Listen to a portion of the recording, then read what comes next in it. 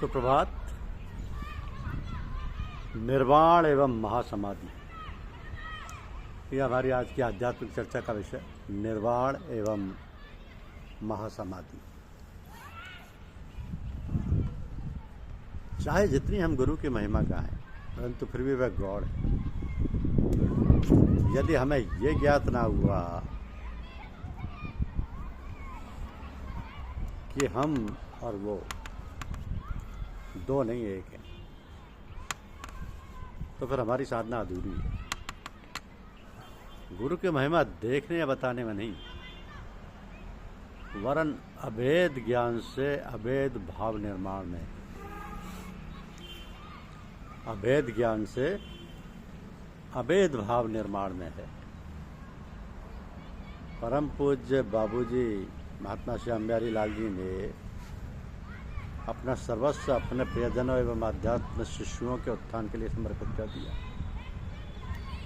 यही नहीं, वरन तन मन धन से जिज्ञासुओं तथा आध्यात्म प्रेमियों पर जीवन पर्यंत सेवा करते रहे।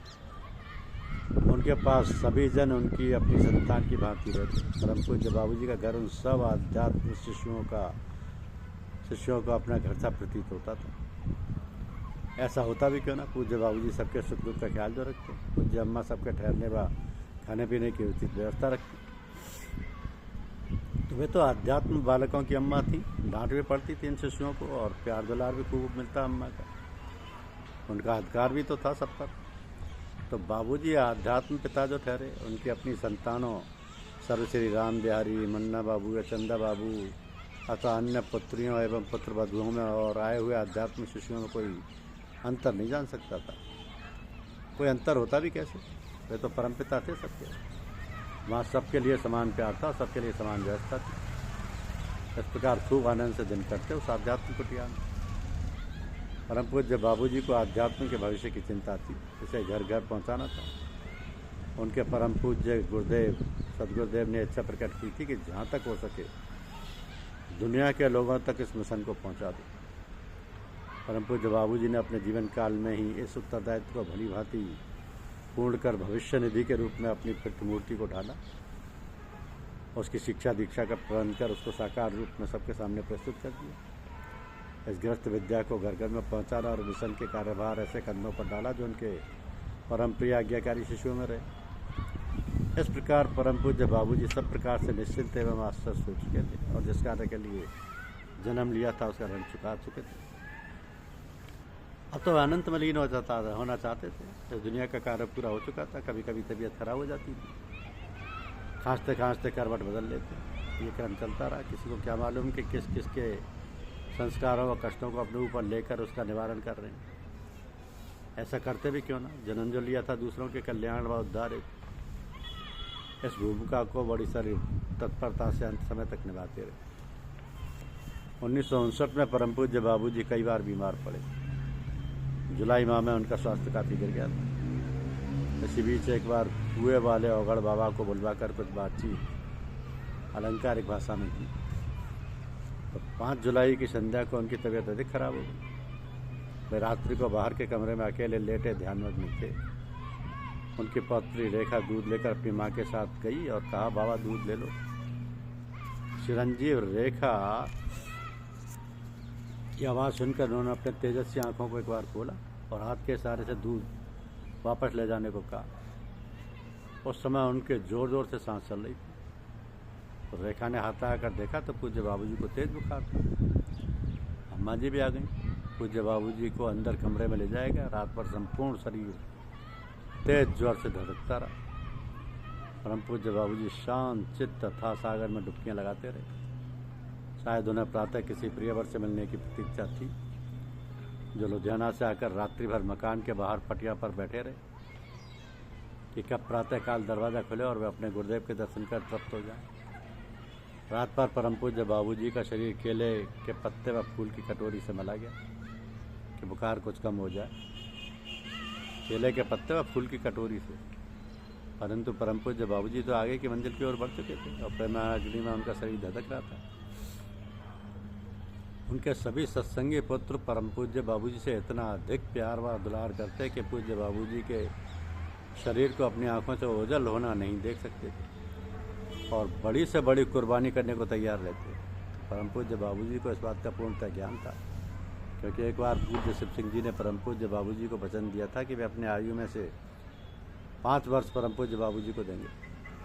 इसी कारण परम पूज्य बाबूजी ने पूज्य शिव सिंह जी को अंतिम समय में अपने स्वास्थ्य के प्रति आश्वस्त कराकर उनके ही मुख से कहला कर कि बाबूजी अब आप स्वस्थ हैं, मैं कन्नौज जा रहा हूँ। विधि के विधान का सम्मान रखा था। कोई पिता अपने पुत्र की आयु ले भी कैसे सकता है, वह तो पुत्र पर न्यौछावर रहता है और उसके दीर्घ आयु की सदैव कामना करता रहता है। ऐसा ही अपने पुत्रों के लिए करते रहते परम पूज्य बाबूजी जीवन पर्यंत। तो बाबूजी जानते थे कि जिन बालकों को कंधे पर बैठाकर बड़ा किया, उन बालकों से शरीर का कंधा कैसा लगे। इसलिए उन्होंने अपने प्रिय बालकों को अपने अंतिम क्षणों में कहीं न कहीं किसी बहाने से दूर भेज दिया।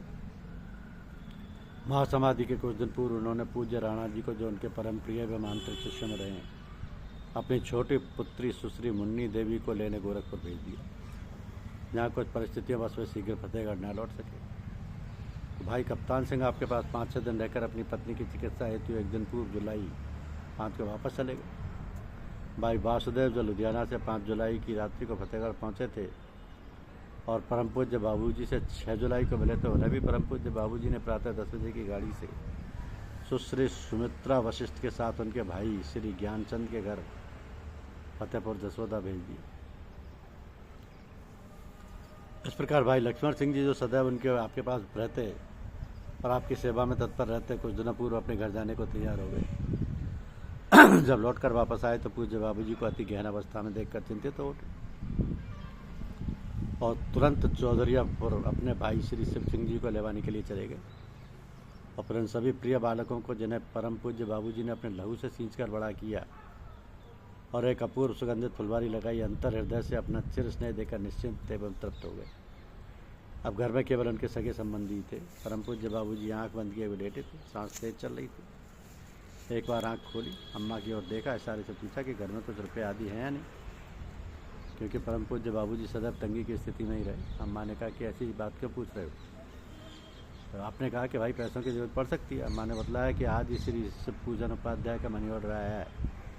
आपने सुनकर निश्चिंता से आंखें बंद कर ली। थोड़ी देर बाद लगभग 11 बजे परम पूज्य बाबूजी की नाक से खून का फव्वारा छूटा। अम्मा ने धूती लगाकर खून आंचल में ले लिया।